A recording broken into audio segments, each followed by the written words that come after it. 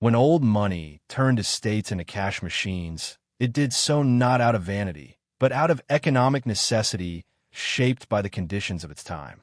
The great private estates of the 19th and early 20th centuries were not conceived primarily as homes, nor even as monuments to personal taste. They were built as systems. They were physical answers to a financial question that confronted the wealthiest families of the industrial age: how to stabilize, store, and reproduce capital once it had grown too large for traditional financial containers. In this period, wealth expanded faster than the institutions meant to manage it. Industrialization produced profits at a scale that overwhelmed conventional banking, while financial markets were still volatile, fragmented, and prone to sudden collapse. Fortunes tied to railroads, energy, mining, and finance generated immense cash flows, but those flows moved through systems that lacked modern safeguards. For those who controlled them, the challenge was not accumulation, but preservation under uncertainty. Extreme wealth needed an anchor, something tangible enough to absorb capital without exposing it entirely to market shocks. The estate emerged as that anchor. Across Europe and the United States, land-based wealth offered a rare combination of qualities. It was durable, politically legible, and capable of generating its own internal economy. A sufficiently large estate could produce food, fuel, materials, and employment, reducing dependence on external suppliers. It could also absorb labor locally, transforming payroll into a partially closed loop where money circulated internally rather than leaking outward. In this way, land became more than an asset. It became infrastructure for private wealth. In America, no example illustrates this logic more clearly than Biltmore Estate. While often described as a mansion, Biltmore was conceived as a territorial system. Its scale was not decorative excess, but functional ambition. Thousands of acres were assembled not simply to frame a house, but to support agriculture, forestry, and controlled settlement. The mansion itself served as the administrative and symbolic center of a much larger economic organism, one designed to behave predictably over decades rather than impress momentarily. This approach reflected a broader worldview shared by old money elites. Wealth was expected to last across generations, and long-term control mattered more than short-term return. Liquidity was less important than permanence. In an era before progressive taxation, environmental regulation, and modern labor law, large landholders could organize production internally with minimal interference. They could plan far ahead, amortizing costs over time, horizons measured in decades rather than quarters. Under those conditions, scale reduced risk instead of amplifying it. The promise of extreme wealth lay in its apparent ability to detach itself from the volatility of the wider economy. Estates were meant to convert abstract financial power into tangible systems that felt immune to market panics and political shifts. Agriculture smoothed consumption costs. Timber provided intermittent income aligned with long planning cycles. Tenant arrangements and local commerce recycled wages back into estate-controlled channels. The estate did not need to outperform financial markets. It needed only to function reliably as a stabilizer for surplus capital. Prestige reinforced this logic. Large estates signaled permanence and discipline to peers, banks, and political actors. Visibility was not a liability, but a form of collateral, demonstrating that wealth was anchored in land and systems rather than speculation. This reputational capital lowered friction elsewhere, smoothing relationships and reinforcing confidence in the broader financial structures that supported the estate. Importantly, these estates were not expected to be fully self-financing in isolation. They operated alongside vast external income streams generated by industrial and financial holdings. Losses could be absorbed quietly, inefficiencies tolerated, and long-term projects pursued without pressure for immediate profitability. This separation between operational performance and survival is what made estates feel like cash machines. Money flowed steadily enough from elsewhere that the estate's internal economy appeared autonomous. At the time, this model was rational. It reflected the realities of an economy where private capital wielded enormous influence, where land was cheap relative to income, and where regulatory constraints were minimal.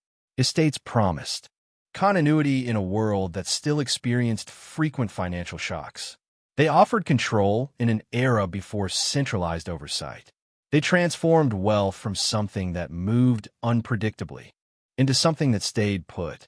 Yet embedded within this promise were assumptions about labor, taxation, and social legitimacy that would not hold indefinitely. The same scale that insulated estates from early instability would later magnify their vulnerability. The mansion that once behaved like a machine for stabilizing wealth would eventually confront an environment where stability itself became costly. If you want to understand how old money generated the cash flows that made these estates possible in the first place, let me know and I'll continue. The cash machines that old money built on land were powered by engines located far beyond the estate gates. Estates did not create the original wealth. They captured and reorganized it. To understand how these systems functioned, it is necessary to trace the money back to the industries and financial structures that generated surplus at a scale large enough to justify converting capital into land, labor, and long duration operations. The estate was downstream of industrial capitalism, not its source. In the American context, the most important of these engines was infrastructure. Railroads, utilities, and extractive industries formed the backbone of late 19th century wealth creation. They were not competitive markets in the modern sense. They were systems of control. Railroads determined which regions could participate in national commerce and at what cost. Utilities locked customers into long-term dependence. Mining and timber extracted value from land with minimal regulatory oversight. Together, these sectors produced steady, compounding cash flows that rewarded ownership far more than innovation. This wealth behaved differently from later entrepreneurial fortunes. It arrived predictably. Freight moved regardless of business cycles. Energy demand rose alongside population growth. Interest payments on bonds flowed on schedule. Families embedded in these systems did not experience income as something to be chased. It was assumed. Trusts and holding companies distributed dividends regularly, often with limited transparency and minimal taxation. This predictability is what made long-horizon planning possible. When income is stable, capital can be committed without fear of sudden interruption. For families connected to these systems, liquidity was abundant but not always desirable. Financial markets of the era were prone to panics that could freeze assets overnight, converting a portion of wealth into land and productive estates. Offered diversification across economic logics. Where railroads depended on national demand and credit conditions, agriculture depended on seasons and local labor. Where securities could collapse in value quickly, land moved slowly. This difference in behavior was not a flaw. It was the point. Labor economics further amplified returns at the source. Industrial and agricultural labor markets were weakly regulated, allowing owners to capture a larger share of output. Wages remained low relative to productivity, and collective bargaining had limited reach. This surplus flowed upward into ownership structures that compounded it through reinvestment. When that surplus exceeded what could be efficiently redeployed into additional industrial expansion, it sought other containers. Estates provided such a container. They absorbed capital in ways that appeared productive, legitimate, and stable. Land acquisition converted financial surplus into a tangible asset. Agricultural operations transformed labor into food and materials that reduced household expenses. Forestry monetized time itself, allowing owners to harvest value when conditions were favorable. None of these activities matched the returns of industrial capital, but they did not need to. They existed to smooth volatility and preserve wealth rather than accelerate it. Crucially, estates benefited from asymmetries created by scale. Large landholders could negotiate better terms for supplies, dominate local labor markets, and influence regional infrastructure decisions. Their presence shaped surrounding economies in ways that reinforced their position. Money spent on wages often returned through rents, services, and estate-controlled commerce. This partial internalization of cash flow is what gave estates the appearance of self-sufficiency, even though their financial foundations lay elsewhere. Tax policy reinforced this structure. Prior to the introduction of federal income taxation, wealth accumulation faced few recurring claims. Property taxes existed, but they were modest relative to income generated by industrial holdings. Estate planning focused on continuity rather than minimization. Under these conditions, converting money into land did not trigger significant fiscal drag. It was, in effect, a tax-efficient way to store value. The role of prestige should not be underestimated in this process. Owning and operating a large estate signaled that wealth was permanent and disciplined. This perception mattered in financial circles. It reduced counterparty risk, facilitated access to credit, and reinforced informal networks of trust. The estate functioned as reputational collateral, supporting the very financial systems that generated its funding. The key point is that estates printed money only indirectly. They did so by reducing cash outflows, stabilizing costs, and recycling income internally, all while being subsidized by external industrial cash flows. As long as those upstream systems continued to perform, the estate's internal inefficiencies remained invisible. The machine appeared to run on its own. This arrangement worked precisely because the sources of wealth were larger, faster, and more flexible than the estate itself. The danger lay in assuming that this relationship would remain permanent. When the upstream systems slowed, fragmented, or came under new constraints, the estate's dependence on them became a vulnerability rather than a strength. If you want to see how old money deliberately engineered estates to behave like financial systems rather than homes, let me know, and I'll continue. Once capital had been redirected from industrial and financial engines into land, old money families faced a second, more complex challenge: how to ensure that the estate did not merely consume wealth, but actively shaped and protected it. This was the moment when the mansion ceased to be a destination for money and became an operating system. At Biltmore Estate, as with many large estates of the period, design decisions were guided less by comfort than by control, predictability, and long-term financial logic. The estate was organized to minimize exposure to external markets. Agriculture was structured to supply the household and workforce first, not to chase commercial margins.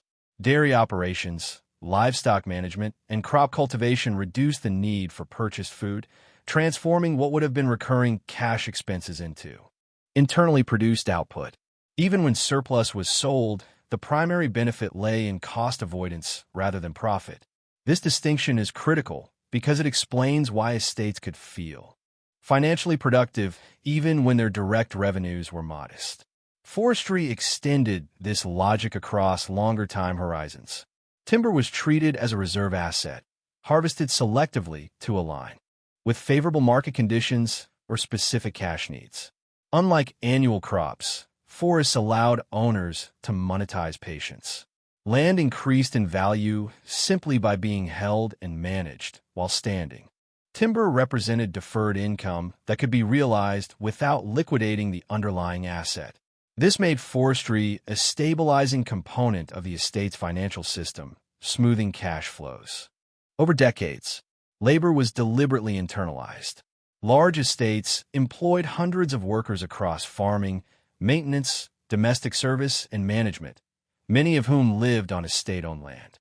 Housing, utilities, and services were often tied to employment, creating a semi-contained labor ecosystem. Wages circulated internally, returning to the estate through rents and purchases.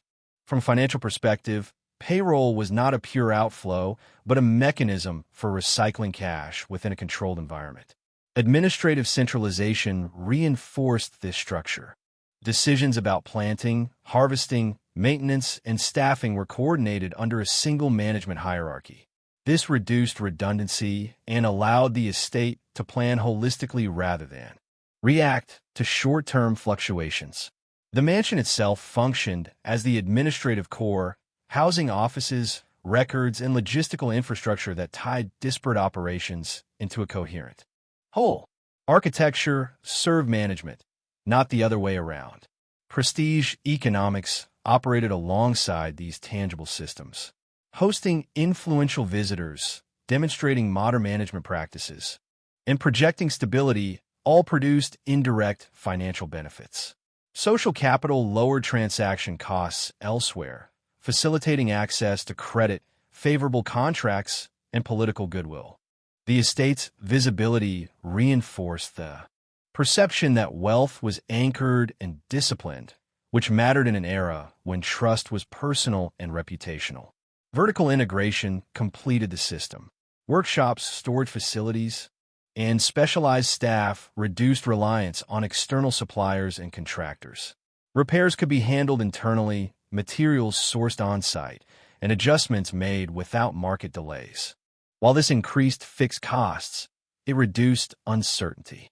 The estate traded flexibility for control, a rational choice in an environment where external markets were volatile and internal coordination was cheaper. Crucially, none of this required the estate to be profitable in isolation. The financial logic assumed continued support from external income streams generated by industrial holdings. As long as those streams flowed, the estate's role was to stabilize wealth, preserve value, and reduce exposure to shocks. Losses were tolerable, inefficiencies acceptable, because survival did not depend on internal performance alone. For a time, this system worked remarkably well. Costs were predictable, operations were stable, and the estate appeared to function as a self-contained economic unit. Money flowed in, circulated internally, and rarely demanded attention. The mansion felt like a machine, quietly converting scale into security. Yet the very features that made this system resilient also made it rigid. Internalization increased fixed costs. Long planning horizons reduced adaptability. Control came at the expense of flexibility. These traits would not matter as long as the external environment remained favorable.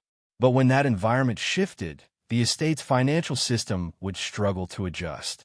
If you want to understand how the hidden costs of this system slowly undermined its apparent efficiency, let me know and I'll continue. For decades, estates like Biltmore Estate appeared to validate the belief that old money had discovered a durable formula, one in which land, labor, and scale combined to neutralize financial volatility. What was far less visible, even to those managing these properties, was the way costs accumulated beneath the surface, not as isolated line items, but as structural commitments that grew heavier over time. These hidden costs did not arrive as shocks. They emerged gradually, embedded in the very systems that had once delivered stability. Maintenance was the most persistent of these pressures. Large estates were not static assets that could be built once and left alone. They were living systems that demanded continuous intervention. Stonework weathered, roofs required inspection and repair, drainage systems needed constant attention, and interior finishes aged under daily use by hundreds of occupants and staff. Because each element was custom-built, repairs could not be standardized or outsourced cheaply.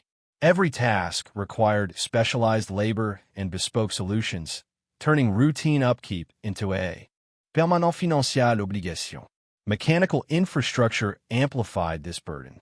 Early heating, plumbing, and power systems were advanced for their time, but became increasingly inefficient as standards evolved. Retrofitting these systems was expensive and often disruptive, yet leaving them unchanged raised operating costs year after year. Fuel consumption climbed, labor requirements increased, and small inefficiencies compounded across vast square footage.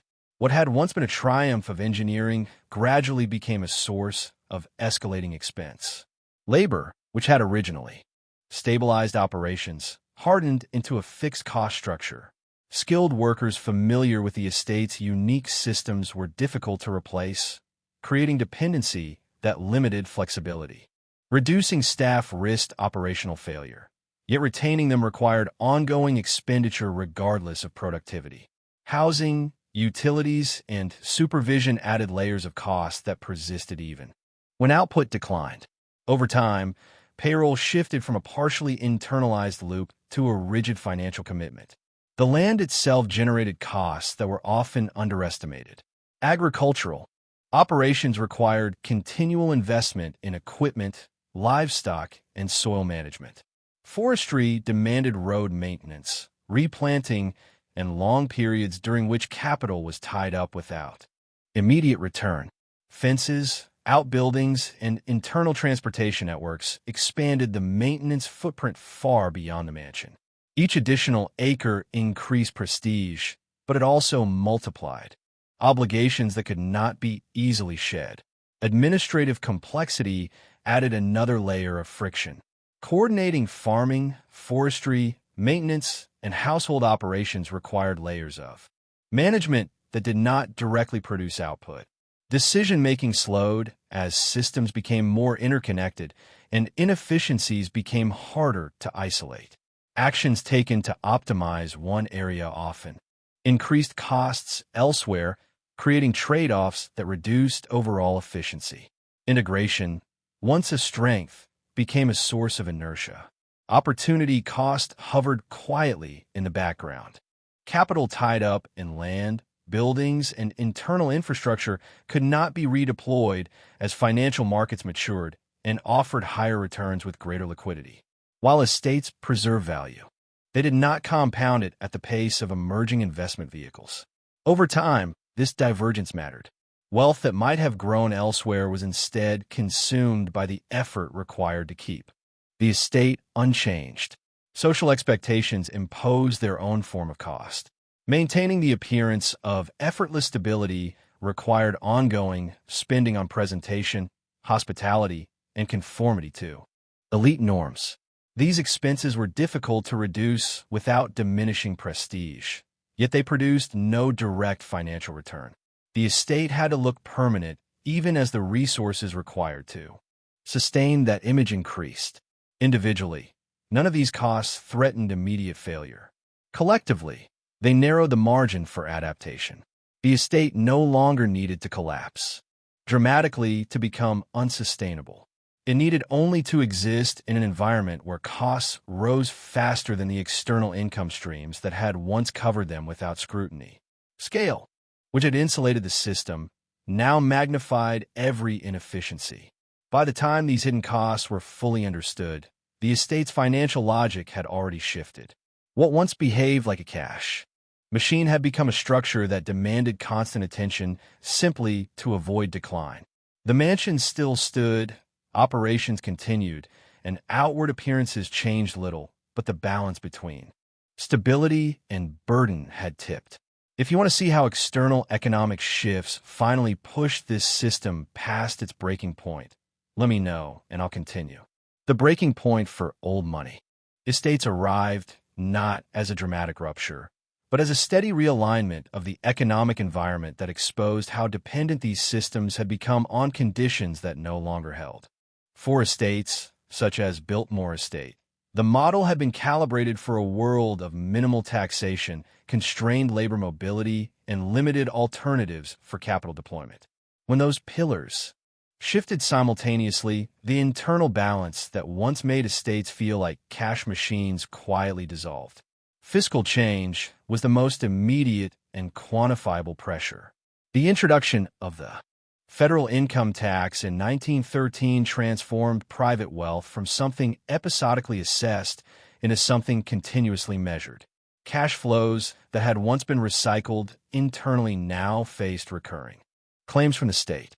Progressive rates, coupled with later estate and inheritance taxes, altered the intergenerational calculus that had justified holding vast, illiquid assets. The estate's permanence, once an advantage, made valuation straightforward and avoidance difficult. Each year, the same scale that had absorbed surplus now attracted fiscal drag. Labor economics compounded this. shift. Urbanization and industrial diversification expanded employment options, weakening the estate's ability to dominate local labor markets. At the same time, labor standards formalized. Expectations around wages, hours, and working conditions. Arrangements that had once relied on paternalism and limited alternatives became subject to regulation and scrutiny. Compliance raised costs and reduced discretion, turning labor from a stabilizing input into a rising fixed obligation. The estate could no longer internalize labor cheaply, nor could it easily shed staff without risking operational failure. Market integration further undermined the model. Agricultural prices became more volatile as national and international markets synchronized, erasing the predictability that estate farming depended on. Timber markets cycled independently of the estate's cash needs, weakening forestry's role as a stabilizer. Meanwhile, financial markets matured, offering liquid instruments with returns that outpaced land-based operations. In comparison, estates appeared increasingly inefficient, tying up capital and assets that required constant expenditure simply to maintain parity. Social and political attitudes toward concentrated wealth also evolved. Large private estates came to be seen less as engines of order and more as symbols of imbalance. This shift did not dismantle estates directly, but altered the policy environment in which decisions were made. Support for regulation and redistribution grew, reducing the informal protections that prestige had once provided. Visibility, formerly reputational collateral, became a source of exposure. The cumulative effect of these forces was margin compression. Operating costs rose steadily, while the estate's relative contribution to overall wealth declined. External income streams that had once subsidized inefficiencies faced their own pressures, narrowing the buffer that made the system feel autonomous. The estate did not suddenly fail, it inverted. What had been designed to stabilize wealth began to require stabilization itself. This moment matters because it clarifies that the model did not break due to mismanagement or excess. It broke because it was optimized for an economic order that had ended. Adjustments at the margins could slow the process, but they could not restore alignment between scale and environment without abandoning the core logic of the estate. The mansion still stood, but the machine that once made it feel self-sustaining no longer operated on favorable terms. If you want to see how this pressure transformed power into liability and forced a fundamental redefinition of what these estates were for, let me know, and I'll continue. When the economic balance finally tipped, the transformation of old money estates was not announced with crisis headlines or sudden abandonment. It unfolded through a series of constrained decisions, each rational on its own, yet collectively signaling that power had become costly to maintain. At estates like Biltmore Estate, the systems once built to stabilize wealth now imposed obligations that narrowed choice rather than expanding it. Control remained, but it demanded constant expenditure simply to preserve the appearance of continuity. The first visible symptom of this inversion was pressure on cash flow. Internal operations continued to function, but their output no longer aligned with the costs required to sustain the infrastructure that supported them. Agricultural and forestry revenues arrived unevenly, while maintenance and labor expenses persisted with clockwork regularity. The estate shifted from a posture of optimization to one of defense, prioritizing damage prevention over value creation. Money was no longer being shaped by the system. It was being absorbed by it. Attempts to restore balance through incremental adjustments revealed the limits of scale. Reducing staff saved wages but increased operational risk as fewer hands met. Slower maintenance cycles and greater wear on systems designed for constant attention. Deferring repairs conserved cash in the short term but raised the probability of structural failure with far higher future costs.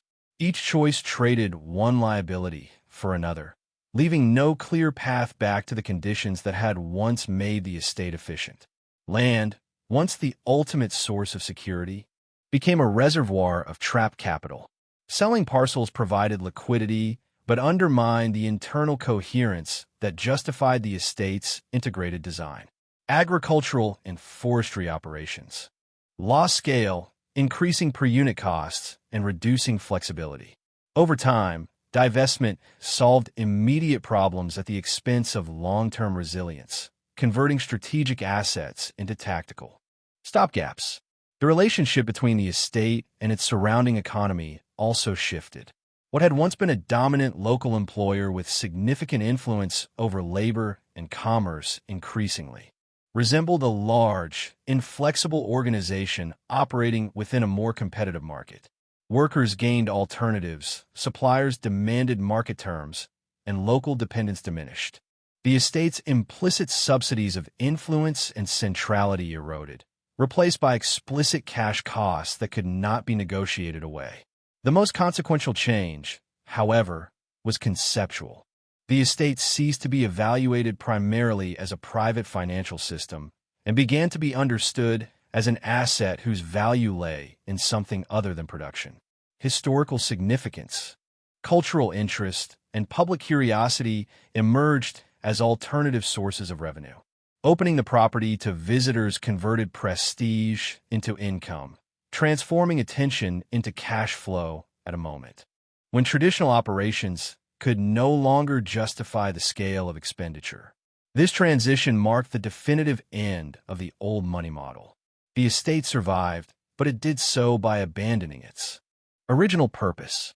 What had once been a closed system designed to internalize wealth became an open institution dependent on external participation.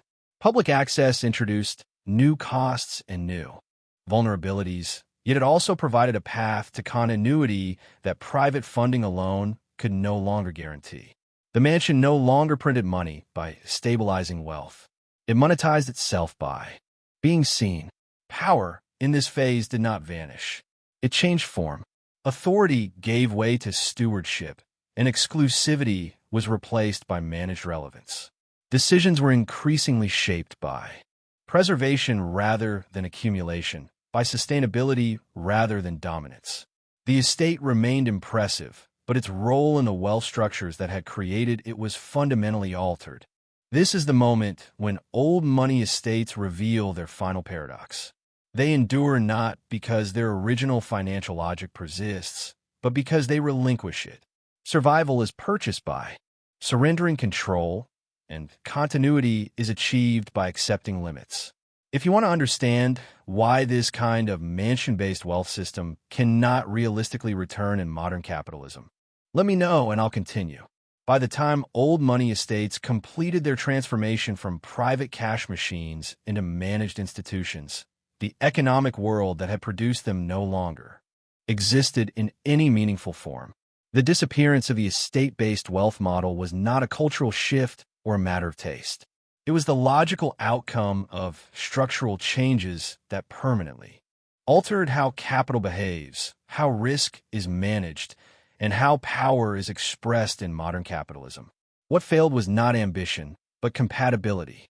The first and most decisive barrier to revival is capital mobility. In the era that produced estates like Biltmore Estate, wealth moved slowly.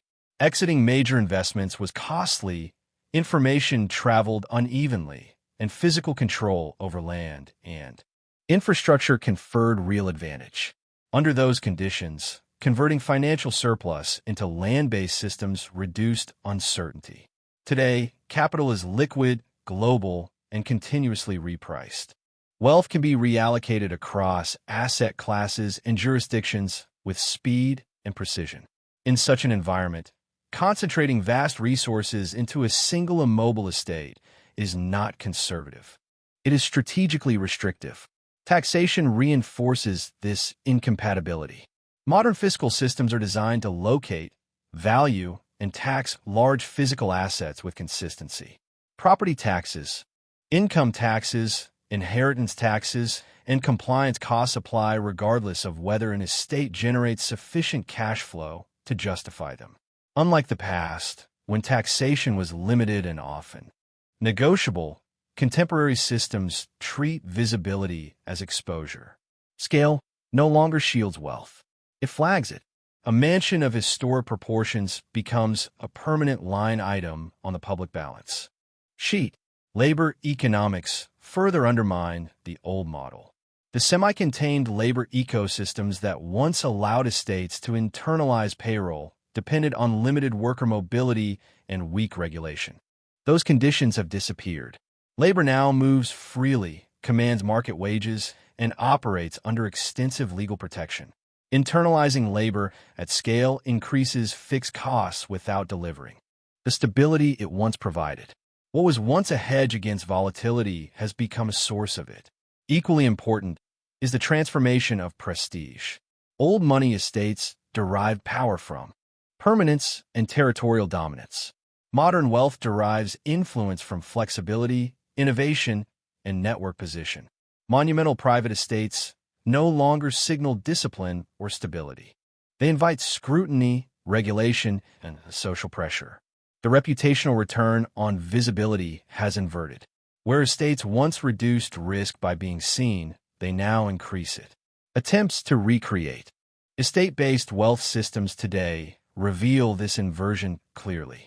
Modern large properties are planned as businesses from the outset, structured around tourism, hospitality, branding, or institutional partnerships. These ventures can succeed, but they operate on fundamentally different logic. They require constant adaptation, marketing, and exposure to consumer demand. The old model assumed continuity without adaptation. The modern environment punishes it. The contrast between old money and new money strategies makes this clear. Old money sought to anchor itself in place, transforming abstract capital into physical systems that could be managed across generations. New money prioritizes optionality. It disperses risk, maintains liquidity, and avoids structures that impose high fixed costs. Where estates once converted wealth into control, they now convert wealth into obligation. What survives of the estate model is therefore symbolic rather than strategic. Historic mansions endure as cultural assets, educational sites, and managed enterprises, not as templates for future wealth preservation. They mark the outer boundary of what private capital could. Once built when regulation was light, labor was constrained, and land offered insulation from volatility. That boundary has moved, and it has not moved back. Understanding why this model cannot return matters because it clarifies how wealth adapts when its structures outlive their economic purpose. The estate did not disappear because it was inefficient in absolute terms. It disappeared because more efficient, flexible, and less visible alternatives emerged. Capital did not abandon scale. It abandoned immobility. If you want to bring this entire story together and extract the broader economic lesson it holds for wealth today, let me know and I'll continue. When the long arc of old money estates is examined without nostalgia or moral framing, a clear economic lesson emerges. These estates did not rise because their owners misunderstood money, and they did not decline because of extravagance or error. They rose because they were perfectly aligned with the financial environment of their time, and they declined because that environment changed in ways no private structure, regardless of scale, could fully absorb. Biltmore Estate survives today not as a contradiction of this lesson, but as its clearest illustration. At their peak, old money estates functioned as stabilizers of surplus capital. They converted volatile financial wealth into land, labor systems, and long-duration assets that behaved slowly and predictably. In an economy marked by frequent panics, weak regulation, and uneven institutions, this slowness was an advantage. Illiquidity reduced exposure. Scale internalized risk. Control substituted for diversification. The estate did not need to outperform markets. It needed only to reduce uncertainty while preserving status and continuity. The critical insight is that these estates did not print money in the modern sense of generating extraordinary returns. They printed money by preventing it from leaking away. They lowered household costs, recycled wages internally, deferred income through forestry, and absorb surplus that might otherwise have been exposed to financial shocks. When external cash flows from industry and finance were strong, this model felt effortless. The estate appeared autonomous, even though it was quietly subsidized by systems operating far beyond its boundaries. What ultimately failed was not the estate itself, but the assumption that the conditions supporting this arrangement would persist. As taxation formalized, labor markets opened, capital became mobile, and financial instruments matured, the comparative advantage of land-based wealth collapsed. The same permanence that once protected capital became a magnet for recurring cost and scrutiny. The same scale that once reduced volatility amplified rigidity. The estate did not suddenly become inefficient. It became misaligned. This distinction matters because it reframes decline as structural rather than personal. Old money did not lose discipline. It lost the environment that rewarded its preferred tools. The transition from private cash machine to managed institution was not an admission of failure. It was a rational adaptation to new constraints. By opening estates to the public, partnering with institutions, and prioritizing preservation over accumulation, owners exchanged autonomy for survival. Wealth no longer flowed through the estate. The estate endured by changing what it was for. The broader lesson from modern wealth is not that large. Tangible assets are inherently flawed, but that every asset carries an implicit bet on the future environment. Estates bet on permanence, control, and low friction. Modern capital bets on flexibility, liquidity, and optionality. Neither approach is universally correct. Each is effective only within the conditions that reward it. Problems arise when structures built for one environment are carried unchanged into another. Seen this way, historic estates are not warnings against ambition, but against rigidity. They show that wealth is not merely something to be accumulated, but something that must continuously renegotiate its relationship with labor, regulation, and society. When that negotiation fails, even the most impressive systems invert, shifting from tools of preservation into obligations that demand justification. Biltmore and estates like it endure because they accepted this inversion and adapted. They no longer claim to stabilize private fortunes. They preserve history, generate cultural value, and operate within modern economic rules. Their survival confirms the lesson rather than contradicting it. Wealth that lasts is not the wealth that builds the biggest structures, but the wealth that recognizes when those structures have stopped serving their original purpose. If you want to keep exploring how capital builds systems, outgrows them, and learns to move on, consider subscribing and continuing this long-term conversation with the Mansion Economy.